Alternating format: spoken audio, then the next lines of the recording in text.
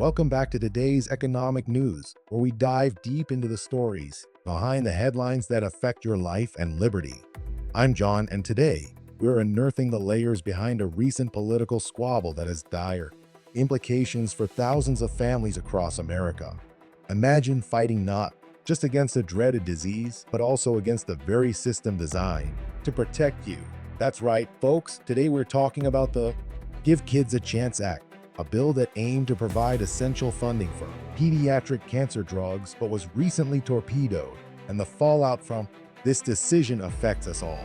Before we dive into the gritty details, let's set the stage to understand why you should be outraged.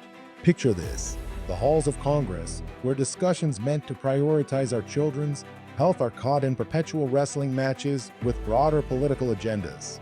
Now, the Give Kids a Chance Act was supposed to be a beacon of hope, chance to finally correct the historic neglect of pediatric cancers by incentivizing drug companies and the FDA to focus on research and development.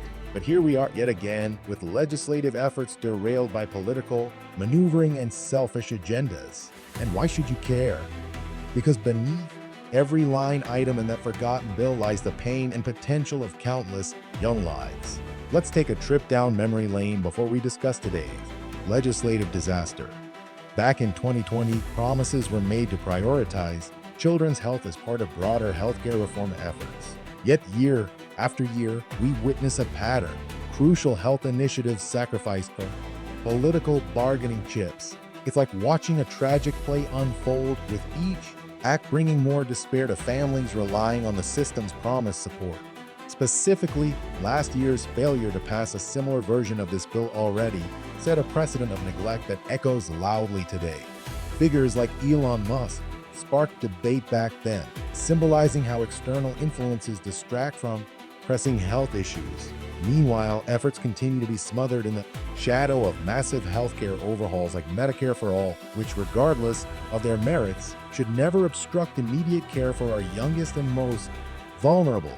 Now to the evidence and analysis. The Give Kids a Chance Act represents not just a piece of legislation, but a lifeline for families whose children are among the thousands referenced indirectly through its intended impacts. 2 years now, we've watched this promising legislation mired in political quicksand. What's happened right here in front of us? Cries out one impassioned voice, accusing the political elite of playing Grinch with our children's futures, stealing not just opportunities for better health, but the essence of hope from families already traumatized. Imagine if that voice were yours, faced with unfathomable hardship. But before the cries subsided, we saw infighting disrupt and distort well-laid plans. Let's be clear: throwing in unrelated community health center funding was termed a canny move by some, painting Senator Sanders as an antagonist to children's welfare. Yet others argue for a holistic approach, integrating wide-reaching health reforms to cradle not just those combating pediatric cancers, but all who are underserved by the current system. Maybe we need to ask ourselves, who exactly benefits from this stall? Once again, do they think we are stupid? This brings us to the heart of our libertarian rant. The tug of war over the Give Kids a Chance Act starkly illustrates government incompetence at its finest, or worse, as families watch dreams suffocate under bureaucratic delay and redundant political showmanship. This, folks, is a perfect example of government mismanagement, a classic case of your taxpayer dollars being misallocated, cast into oblivion as families grapple with severe financial and emotional strain. It's a theft of taxpayer resources and, more glaringly, a theft of liberties from families cut off from necessary funds for their child's treatment. Negotiation tactics and partisan goals should never take precedence over a direct and urgent human need. Now, in a world where policy too often means paperwork over people, here's my closing plea. Is the American dream still alive?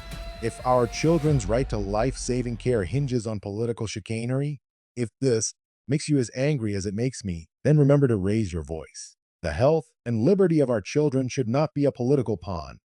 If you're as fed up as I am with enduring the consequences of political squabbles, then let's make it known. Thank you for tuning into today's economic news. If you are tired of paying for their mistakes and want to keep the flame of accountability burning, hit subscribe. I'm John, signing off, but not without hope. Hope that together we can demand better for those who cannot yet speak for themselves.